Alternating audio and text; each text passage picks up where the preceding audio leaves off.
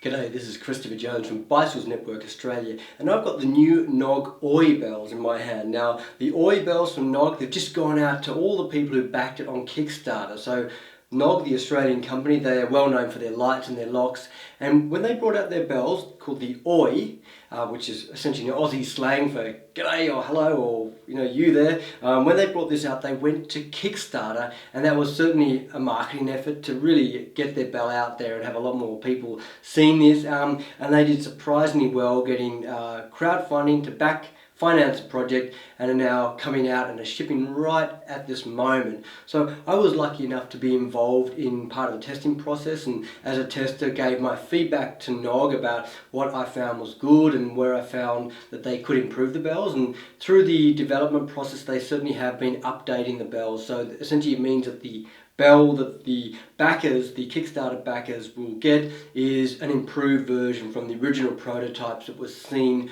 on the website. So look, this is a more expensive bell than your average, let's say your $5 bell. It's, I guess, a premium bell, and it means that if you're really money conscious and want just the easiest and simplest bell, then it means that the $5 bell is the one that suits you, which you should get. But if you would like a bell which potentially fits in a little bit nicer with your bike, has style, and just appeals to you more, this is something which I think that works very, very well, and that's the reason why I was attracted to the bell. I thought, this is a bell, it looks great, it fits very, very simply and subtly on the bike, and it's something which I enjoy using. Now, in Australia we have laws which require us to wear or to actually use the bells on our bikes. Fair enough. The challenge is, as a road cyclist, my bell is never as loud enough that a car driver will ever be able to hear it. So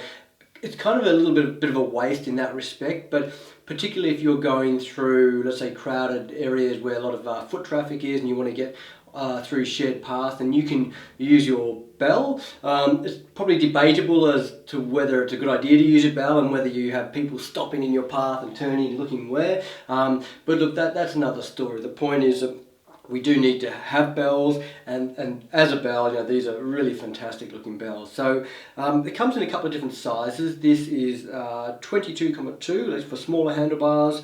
This goes up to 31.8mm diameter handlebars, so for the road cycling handlebars. And it also comes with an insert, which means I can get a smaller size. Essentially, I've got some adaptability. I've got the black one, so it's a steel covered in black, rather than being a black metal. So let's just listen to how they sound. Oops. See, that's what happened when I got my finger on the top. It dampens it. So that's a small bell, the big bell. So we can certainly hear a difference in the tone. And let's just have a look at the titanium one here, which is one of the newer designs. Now, I feel the titanium bell has a very, very nice ring to it, so I quite like this one. This is an earlier prototype version, which has been since improved upon, so it's a brass covered steel plate. So look, in terms of fastening, this is very, very quite easy. So I have a little hex key in there, and I'll just get my little Allen key. So it's 2.5mm. So what I generally do is I actually mount it upside down. So I've got to do it this way, take out the screw, fit it on the bars, do up the screw, and then before it's completely tight, turn it around into position and then tighten. I just find that really quite easy and simple to do. One of the things you'll have to do on the road bike is just mind out for extra cables, and whichever bike you have. If you have extra cables and things which are going to touch the metal, obviously that's going to dampen the sound. So I've even got to turn my just the handlebars and just see, is it going to touch it? Will I have a problem actually sounding the bell? So this has been positioned nicely, and when I actually put all the rest of the devices on my bike, such as the computers and the cameras, then I'm certainly cramped for space, but at least on the road bike I find this is a good position. And I actually really like the new design. They've got a scooped little thumb lever, which means that my thumb fits very, very nicely. So the knog Oi bells are now going out to backers, and they'll arrive very, very soon. Look forward to hear your feedback about what you thought of the bell. I'm a real fan. I've been riding these for now a number of months.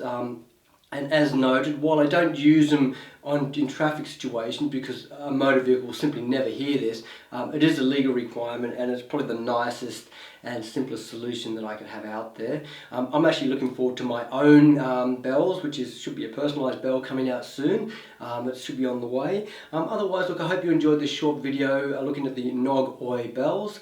And I encourage you to subscribe to our other videos on YouTube, and look forward to seeing you next time.